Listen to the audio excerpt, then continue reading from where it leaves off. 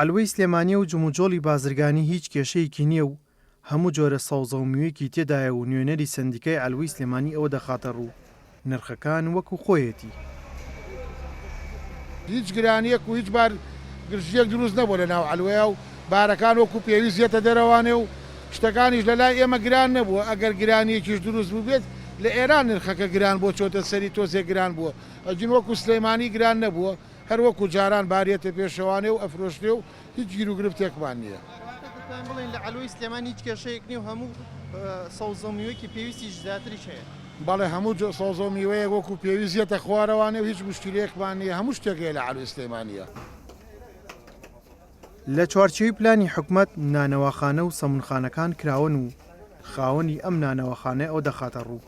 ئەوان و سەرجەم شوێنەکانی دیکەی پێداویستی ڕۆژانەی هاوڵاتیان بەڕووی هاوڵاتیان کراون و پابەندی ڕێنمایەکانن. واللهی ئێمە ڕۆژانە ڕێن پیاین قایمقامیشکەین، بەڵام ڕێوت ئەڵێ دەمامک بەستن دەشکرد لە دەستکەن پاکوتە میز بن و ڕۆژانەش نان پێویستە خەڵکی باتەوە قوتە ڕۆژانەی شەکەین بۆ خەڵکە و ئاوە. خەڵک پابەندی ڕێنمایەکانی قەدەغەی هاتو چۆن شەقام و کۆڵان و ڕێکاگشتەکان چۆڵن و هاوڵاتیان پابەندی ڕێنمایەکانی لایەنە پەیوەندیدارەکانن بۆ زیاتر سەلامەتی و تەندروستی هەمووان. پۆلیسش ئەوە دەخاتە ڕوو تەواوی لایەنە ئەمنەکان لە چوارچی و پلانی حکوومەت کارەکانیان جێبەجێ دەکەن.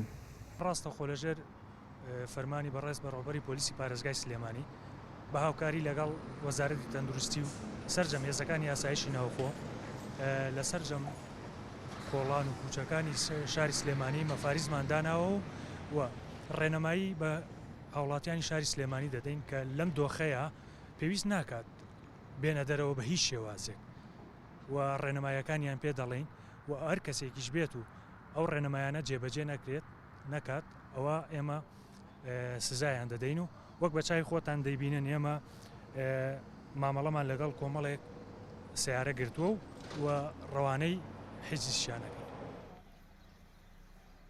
هەموو لایەنە پەیوەندیدارەکانی حکوومەت داوا لە هاوڵاتیان دەکەن پابەندی ڕێنمایەکانی تەندروستی بن، بەکارهێنانی دەستکێش، بەکارهێنانی دەمامک.